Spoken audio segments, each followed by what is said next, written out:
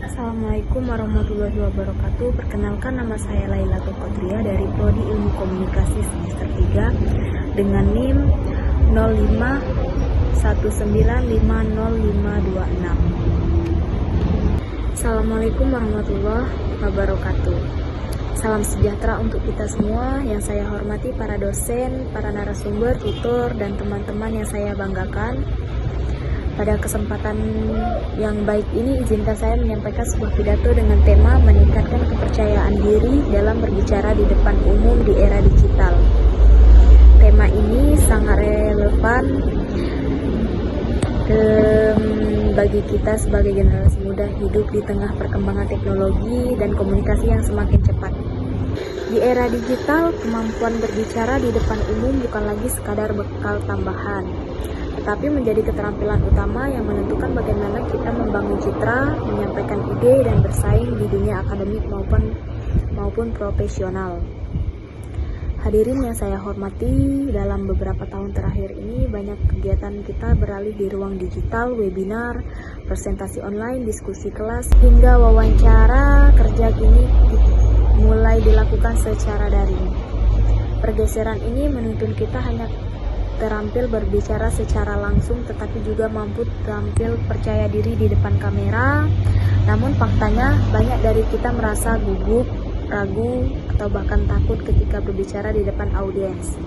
Hal ini sejalan dengan penelitian Halimah dan Nuraindah pada tahun 2025 yang menemukan bahwa sekitar 63% mahasiswa baru mengalami kecemasan seketika ketika berbicara di depan umum.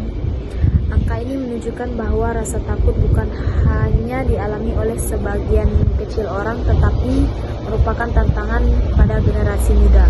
Lebih lanjut, penelitian Mardiana dan rekan pada tahun 2024 mengungkapkan bahwa tingkat kepercayaan diri memiliki hubungan signifikan dengan kemampuan berbicara di depan umum. Semakin percaya diri seseorang, semakin baik pula kualitas komunikasi yang ia tampilkan. Artinya, permasalahan kita bukan hanya pada teknik berbicara, tetapi juga pada kondisi mental dan keyakinan pada kemampuan diri sendiri.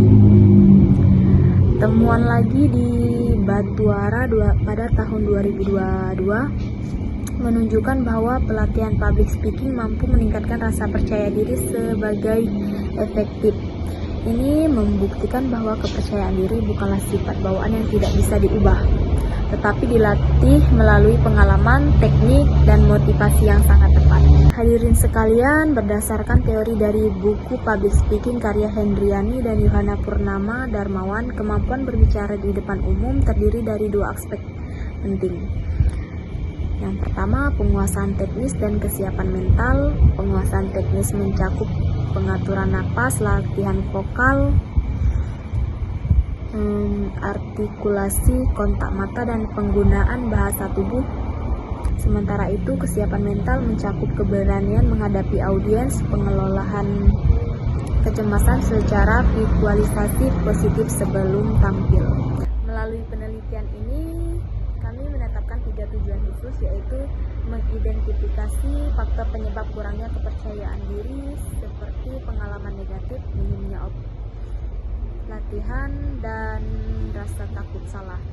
2. Menerapkan teknik-teknik peningkatan kepercayaan diri termasuk pengaturan nafas, latihan vokal, dan visualisasi positif.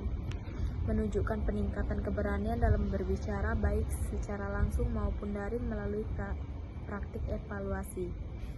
Audiens utama penelitian ini adalah para mahasiswa dan generasi muda yang berusia 18 tahun sampai 30 tahun yang aktif mengikuti kegiatan ekonomi, organisasi, maupun aktivitas digital.